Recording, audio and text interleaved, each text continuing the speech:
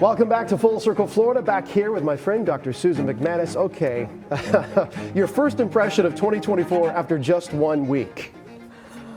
Unbelievable. I think you already have a lot of voters just thinking, oh no, we've got to go 11 months of this. Right, yeah. Exactly. Voter fatigue is already in place. And let's face it, we are done with preseason. Yeah. We are in 2024. It's full steam ahead now. What are you watching for this week? I'm watching when the governor comes to give his State of the State address. The legislature goes into session on Tuesday. It's traditional the governor comes and gives a speech. And of course, a lot of people will be analyzing what issues is he pushing, which ones is he not, is he taking some of these on the campaign trail?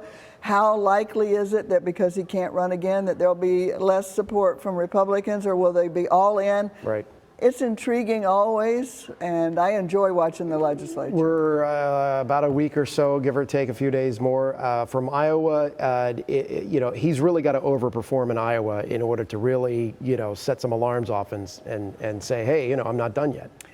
The best way to prove the polls wrong is to prove the polls wrong. Yeah. And of course, both he and Haley have one more debate, the two of them, because Trump is not going to do it again.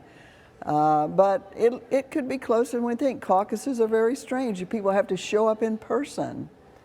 Meanwhile, the president giving a speech at the end of this week, essentially saying democracy is at stake here in this election. Does that message sell with voters, or should the president stick to the issues like immigration or the Well, one economy? thing is it sells very well with traditional Democrats.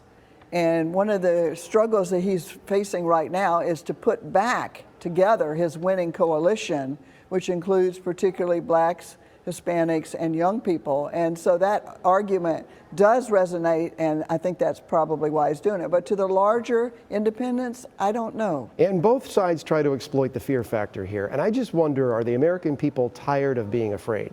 Every election is this apocalyptic, thing where if one guy doesn't win, then it's over, And in the midst of all of this will be a ton of lawsuits on about every election. People are going to be so glad when November is over. Right. Well, we'll be along for the ride, helping you understand all of it as the year unfolds. Susan, thank you, and thank you for watching us here on Full Circle Florida.